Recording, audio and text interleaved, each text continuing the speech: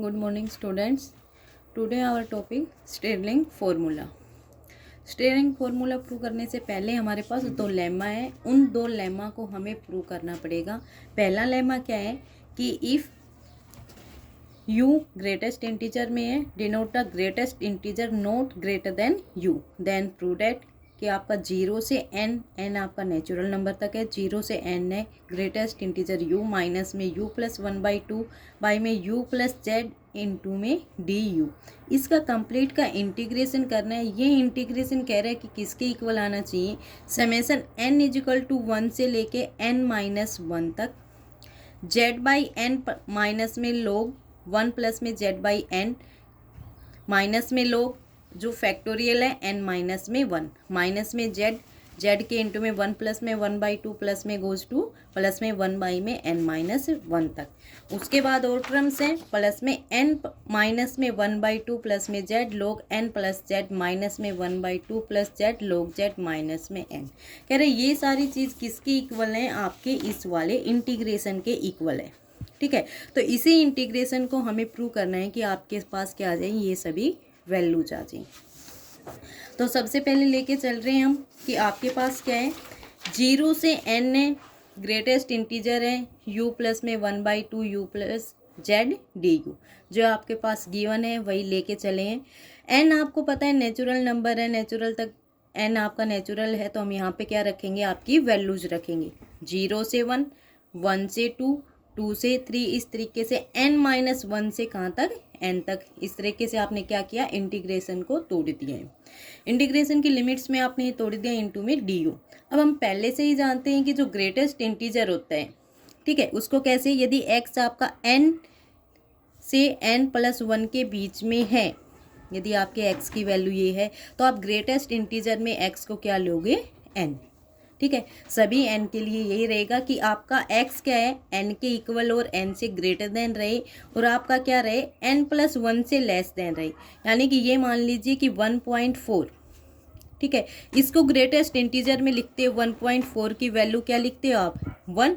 ठीक है, तो इसी तरीके से क्या है आपके पास, ये 1 से ग्रेटर देन है आपके पास 1.4 और लेस देन किससे, आपके 2 से। तो वही वैल्यू यहाँ पे बताई गई है कि आपकी ग्रेटेस्ट इंटीजर में किस तरीके की वैल्यू जाएंगी। तो हम यहाँ पे रखेंगे 0 से n है, ये आपके वही है, इजिकल टू 0 से 1 तक था, तो यहाँ पे जो ग्रेटेस्ट इंटीजर में वैल्यू जाएंगी वो क्या आएंगी, 0 से 1 तक है तो क्या आएगी आपकी 0। ठीक है, 0 माइनस में u प्लस में 1/2 u प्लस में z du। यहाँ पे ग्रेटेस्ट इंटीजर में क्या आ जाएगा, 1। इसी तरीके से आपकी कंटिन्यू जाते हुए लास्ट तक क्या आ जाएगी, यहाँ पे n-1। फिर आपने देखा होगा सभी में, देखो क्या है, यहाँ पे 0 है तो लोवेस्ट लिमिट आपकी क्या है, लोअर लिमिट 0 है। यहाँ पे 1 है तो यहाँ पे 1 आ गया, यहाँ पे n-1 है तो यहाँ पे n-1 आ गया। तो यहीं से हमने क्या बना दिया, आपके पास एक वैल्यू बना दी कि क्या है, ये सभी एडिशन में है, समेसन में है, n इजिकल टू 0 से n-1 तक की n की वैल्यू ये 0 से ले ली हमने और n-1 तक पुटअप की है। n से n+1 आपने यहाँ पे इनकी वैल्यू बता दी कि आपकी n कहाँ से है, 0 से, और n यहाँ तक है तो n+1 तक, n माइनस में u प्लस में 1/2, क्योंकि नीचे वाली टर्म आ रही है आपकी 0 है, 0 1 है तो 1 है, तो आपने n से n+1 लिया है, तो ये वाली n आपकी कहाँ आ जाएगी, इसमें n माइनस में u प्लस में 1/2 u प्लस जेड du। उसके बाद हम क्या कर रहे हैं, माइनस, यहाँ पे क्या है, u प्लस में z है, तो ऊपर भी हम ऐसे ही टर्म बनाना चाह रहे हैं, तो यहाँ पे क्या है, माइनस में u है, तो माइनस में u है तो एक बार प्लस में z किया और एक बार माइनस में z किया। जब प्लस में माइनस में z किया है तो देखो आपके पास क्या बन गया, माइनस में एक तो आपके पास क्या है, u है, एक माइनस में z है। ठीक है, यहाँ से आपने क्या किया, माइनस कॉमन लिया तो क्या बन गया, u प्लस में z। आपके पास नीचे क्या है, u प्लस में z, तो हमने ये u और इस z को अलग कर लिया, आपने एक अलग से टर्म बना ली ये वाली, और बाकी टर्म जो बची हैं वो एक साइड में रहेगी। बाकी क्या बच गई आपके पास, n और ये प्लस का z और 1/2, इसके नीचे u प्लस जेड माइनस में u प्लस जेड बाई में u प्लस जेड इंटू में du। ये कैंसिल आउट होके आपके पास क्या बच गया, 1। उसके बाद क्या है, ये 1 रह गया। आपको अब क्या करना है, इंटीग्रेशन करना है, किसकी फॉर्म में करना है, आपके पास du में, यू के रिस्पेक्ट में इंटीग्रेशन करना है तो आपके पास ये क्या एन है 1/2 है प्लस में जेड, ये सारी क्या होगी कांस्टेंट क्वांटिटी होगी, कांस्टेंट होगी तो इंटीग्रेशन से बाहर आप ले सकते हो। ठीक है, यहाँ पे आपके पास क्या है यू प्लस में जेड, यानी ये मान लो इंटीग्रेशन में 1 में एक्स प्लस में ए इंटू में डी एक्स, ये क्या होती है आपके पास log एक्स प्लस ए। ठीक है, तो वही आपने की है कि यहाँ पे ये कांस्टेंट है, कांस्टेंट क्वांटिटी सेम आ गई, इसका जब आप इंटीग्रेशन करोगे तो 1 में यू प्लस में जेड है, ये क्या आ जाएगा log यू प्लस जेड। 1 है, 1 का करोगे तो आपके पास क्या आ जाएगा u। आपकी लिमिट कहाँ से कहाँ है, n से n प्लस 1 तक, n से n प्लस 1 तक। ठीक है, उसके बाद हमने क्या किया कि आपके पास इन लिमिट्स को पुट कर दिया, अपर लिमिट माइनस में lower limit. Upper limit put up की, जहाँ जहाँ पे u है वहाँ पे n+1 पुट किया आपने, इस वाले में n प्लस, यहाँ पे u में n+1, इस u में n+1। लोअर में किया तो सब्ट्रैक्शन करेंगे, सब्ट्रैक्शन इस वाली में u की बजाय क्या आ जाएगा n आ जाएगा, n प्लस में z। फिर ये माइनस में है और आप क्या कर रहे हो सब्ट्रैक्शन ही कर रहे हो, तो ये नेगेटिव, ये नेगेटिव नेगेटिव होके क्या आ जाएगा आपके पास है पॉजिटिव n। अब यहाँ से आप देखो आपके पास क्या है कि वैल्यूज जो आ रही है ये माइनस में n माइनस में 1 हो गया, माइनस में n माइनस में 1, n से n कैंसिल आउट होके माइनस में 1 की वैल्यू रह गई।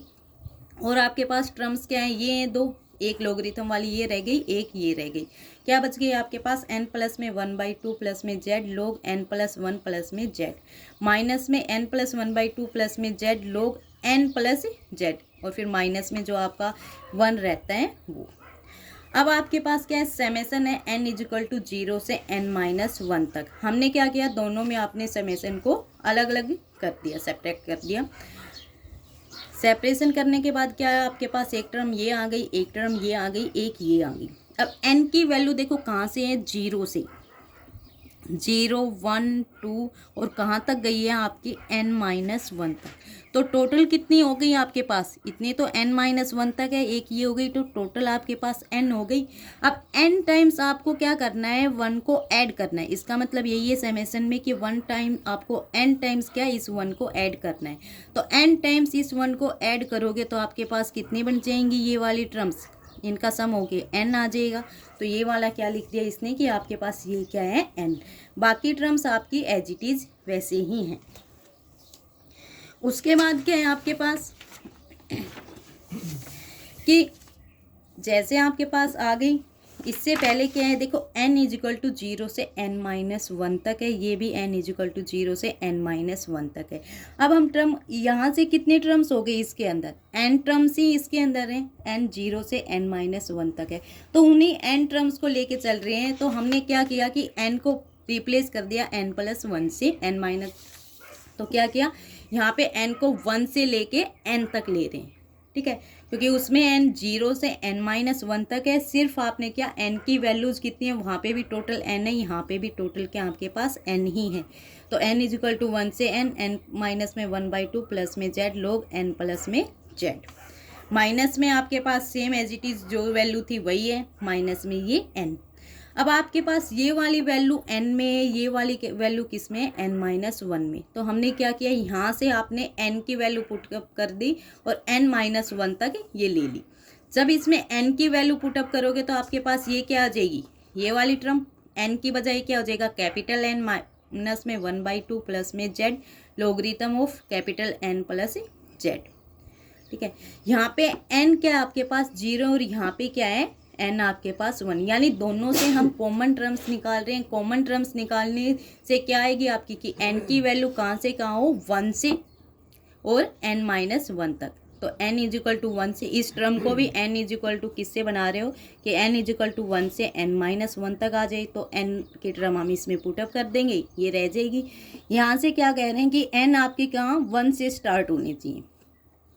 1 से स्टार्ट होने के लिए क्या करेंगे, इस वाली इक्वेशन में 0 पुटअप कर देंगे। जैसे ही n के बजाय 0 पुटअप करोगे तो आपके पास क्या आ जाएगा 1/2 प्लस में z log z। ठीक है, ये वाली दोनों सेम हो जाएंगी, n इजिकल टू 1 से n-1, n इजिकल टू 1 से n-1। इसमें n पुटअप की थी तो ये वैल्यू आ गई, इसमें 0 पुटअप की थी तो ये वाली वैल्यू आ गई। ये समेशन सोल्व आउट हो जाएगा। उसके बाद क्या है, देखो दोनों में ये भी log n+z बच गया, ये भी क्या है log n+z। तो हम क्या कर रहे हैं, दोनों को ऐड कर रहे हैं, ये सब्ट्रैक्शन में है तो सब्ट्रैक्ट कर रहे हैं। तो ये तो कॉमन आ जाएगा, इस कांस्टेंट में से ये कांस्टेंट सब्ट्रैक्ट हो जाएगा, वो हम कर रहे हैं कि n माइनस ये क्या था n-1/2 प्लस में z, ये फिर माइनस में है तो क्या हो जाएगा माइनस में n, माइनस में 1/2 और माइनस में z, log n+z। ये वाली टर्म्स आपकी सेम रह जाएंगी। तो आप यहाँ से क्या हो जाएगा, n से n कैंसिल आउट हो जाएगा, ठीक है, z से z कैंसिल आउट हो जाएगा, -1/2 आपके पास क्या बन जाएगा -1 log n+z, और इधर क्या हो जाएगी आपके पास जो वैल्यू है सेम रह जाएंगी। उसके बाद हम इस वैल्यू को फाइंड आउट करना चाहते हैं कि ये वैल्यू क्या है, क्योंकि ये वाली वैल्यू आपके पास है आपकी जब स्टेयरिंग फॉर्मूला फाइंड आउट कर रहे हैं तो उसमें जो टर्म्स बताई हैं कि आपका इंटीग्रेशन जिनके इक्वल आएगा उसमें ये वाली वैल्यूज हैं, तो इन वालों को छोड़ने की जरूरत नहीं है, सिर्फ अब इससे फाइंड आउट करेंगे जितनी भी बच गई लास्ट में टर्म्स वो। तो ये नेगेटिव में log n+z है, ठीक है, हमने क्या किया इसमें से आपका n+z से क्या कर लिया n कॉमन ले लिया, यानी log n इंटू में क्या बना लिया 1+z बाई में n। अब log a इंटू b है तो log a प्लस में log b कर सकते हो, यहाँ पे ये कॉमन ले लिया, फिर log a plus log b put up कर दिया। फिर आपने क्या किया, जो ये समेशन है अलग अलग फिर से सेपरेट कर दिया। जब log n के ऊपर लगाओगे तो क्या हो जाएगा, n की वैल्यू 1, 2 और कहाँ तक n-1 तक रखेंगे। अब लॉगरिथम में एडिशन है, एडिशन है तो क्या करेंगे, आपको पता है पहले एडिशन है, प्रोडक्ट में आ जाएंगी सारी वैल्यू क्या आ गई, ये वाली आ गई। ये आपके पास क्या है n-1 का फैक्टोरियल है, ये आपके पास एज इट इज सेम ऐसे ही आ रहा है। अब देखो आपके पास जब निकालना है उसमें क्या है कि वैल्यू तो आपके पास ये आ गई समेशन n इजिकल टू 1 से n-1 log 1 प्लस में z बाई n, लेकिन यहाँ पे लोग माइनस में है 1 प्लस में z बाई n, लेकिन एक z बाई n भी है इसके साथ समेशन में। तो हम क्या करेंगे अपनी इक्वेशन में समेशन n इजिकल टू 1 से n-1 तक एक बार माइनस कर देंगे z बाई n और एक बार ऐड कर देंगे, ठीक है।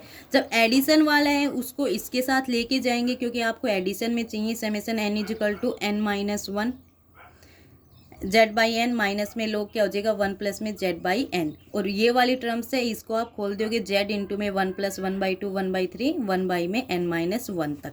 आपके पास ये सारी वैल्यूज आ गई। इससे पहले वैल्यूज किसकी थी, सिर्फ आपने ये वैल्यू इसकी निकाली है, ये आपके पास ऑलरेडी पहले ही हैं, तो इनको क्या करेंगे इसमें इस वाली वैल्यू को इस वाली इक्वेशन में पुटअप कर देंगे।